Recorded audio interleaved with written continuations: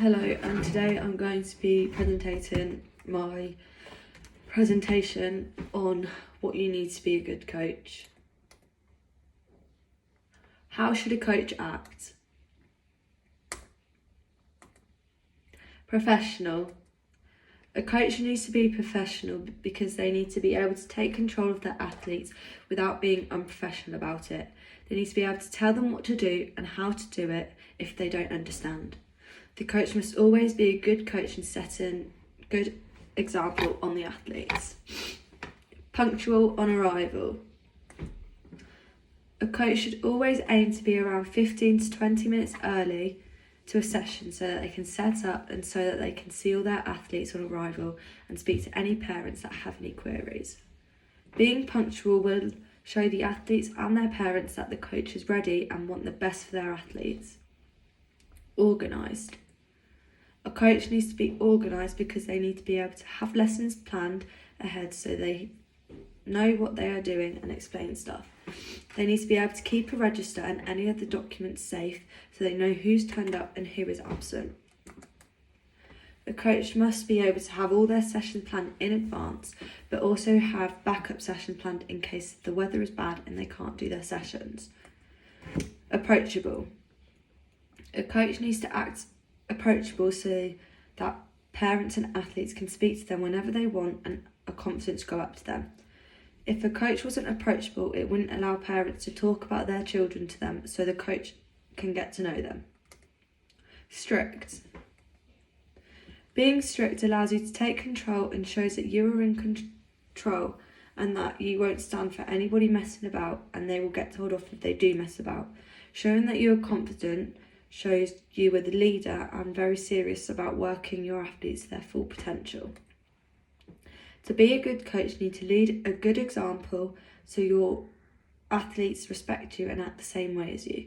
They will also know how to dress and be ready to train.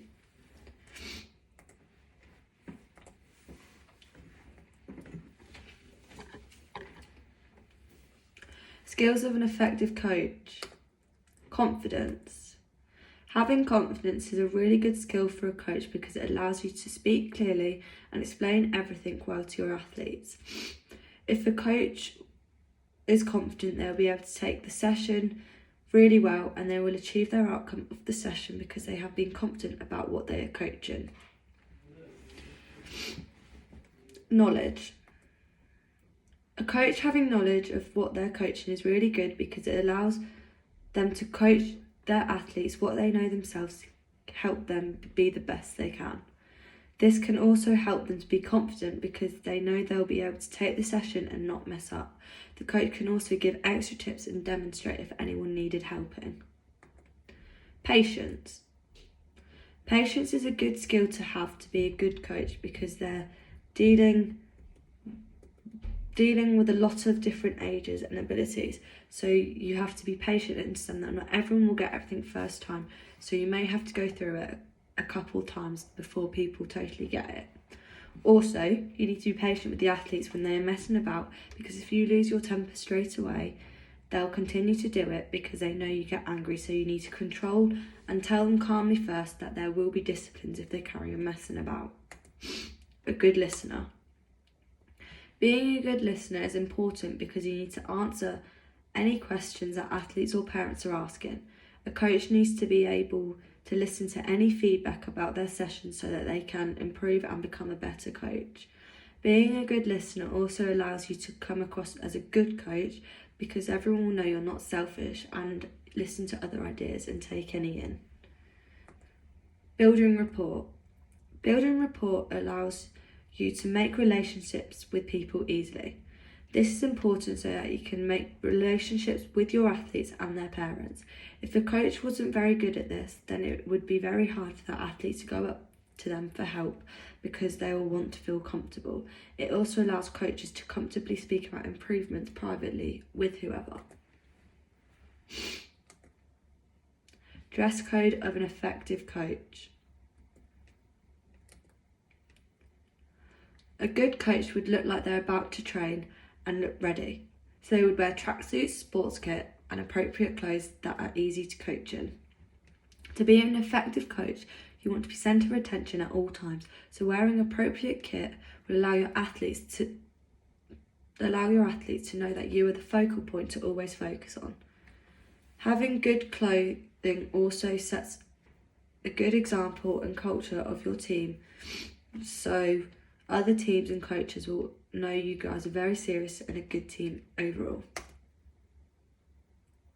Your outfits and clothing set the opinions on your club because it gives your team their identity of who you are, and whether or not it's a good or bad one, you still want to stand out and have good opinions on you because what you wear is your identity for competitions and training. Having a club culture isn't just about your athletes and how they play, it's about your dress code too, of your club, and what the coach wears is a vital part of that. A good coach shouldn't wear jeans and casual clothes. They shouldn't do this because it's a bad example on you and possibly how you coach, as well as that it doesn't look professional whatsoever, and athletes may think it is okay to turn up in casual clothes or whatever they want. Not wearing the right clothes can also be unsafe as well because you won't be as active as you would be in sports clothes, so you could get caught on a piece of equipment or even put your athletes in danger. It can also muddle you up with the parents, so no one will know that you are actually the coach. Overall, coaches should be setting a good example for their athletes and should follow the rules just like their athletes do. There's a quote here that says, "A coach is someone who can give correction with resentment," by Coach John Wooden. I just thought to put that in. Yeah. How should an effective coach act? When a coach like this is present in the workplace, his or her influence can have a thoughtful impact on the professional development of the entire team as well as the individuals within. A good coach brings specific and well-defined issues to the attention of others. Not being 100% on problems and bringing them up to others suggests lack of leadership and maybe that you are not very confident or vocal about your opinion. To have an effect on your group, you must always speak loudly and vocally about your problems or queries. This will help you and your athletes. Another way a coach should act is treating all athletes the same and encourage and motivate them. Motivating your athletes is a massive part of being a good coach because it allows you to push your athletes, but also allows them to know that you believe in them. If a coach didn't motivate and encourage their athletes with their athletes, then their athletes may feel as if they don't need to push hard and try and be the best, or perhaps they will feel as if you're not a good coach and that you can't be asked to train them to do well and you're just there to give them a session and that's it. So motivating is a massive part in being a good coach, I think. A coach should always know their athletes' strengths and weaknesses, so they should help their athletes and give them sessions specifically for their strengths and weaknesses so they can become better. This will show also that the coach is determined on making their athletes stronger and better at both their strengths and weaknesses. A coach picking up on their athletes' strengths and weaknesses shows everyone that they are a good coach because they are always watching their athletes to see these things. Something coaches should always be acting like is committed, not just in their athletes but in the sports and session themselves. Being committed in your athletes mean that you'll be putting 100% at all times, even if you're getting frustrated with them. You must always stay committed so that they know you're trying to make them better and do well. As well as committing in your athletes, you must also be committed in the sport. So you should be researching, always playing set lessons and watching other coaches to maybe pick up good coaching skills. Being committed is a really important part of coaching. Roles and responsibilities of a coach. Sports coaches assist athletes in developing to their full potential. They are responsible for training athletes in sport by analysing their performances, instructing in skills and by providing encouragement, but you are also responsible for their guidance of the athlete in their life and their chosen sport. As well as coaching, the roles may change for this coach, such as instructor, friend, demonstrator, helping with lifts and providing all the knowledge for their athletes or team. Sometimes the coach may also be someone that athletes like to go to have a chat about something personal, or even just have a chat. The role of the coach is to create the right conditions for learning to happen and to find ways of motivating the athletes. Most athletes are highly motivated, and therefore the task is to maintain that motivation and generate excitement and enthusiasm. The coach will need to be able to assist athletes to prepare their training programs for them, communicate with athletes, assist athletes to develop new skills, test the athletes to monitor training progress, and to see what else they can do to improve their performance in training and competitions/games. Some responsibilities of a coach would be to keep any registers and documents of their athletes so they know when and who's there.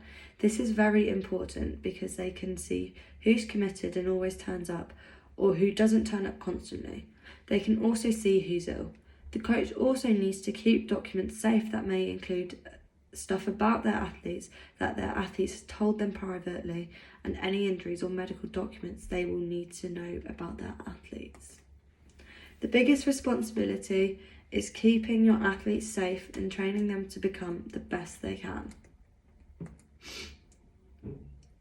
Qualifications of an effective coach.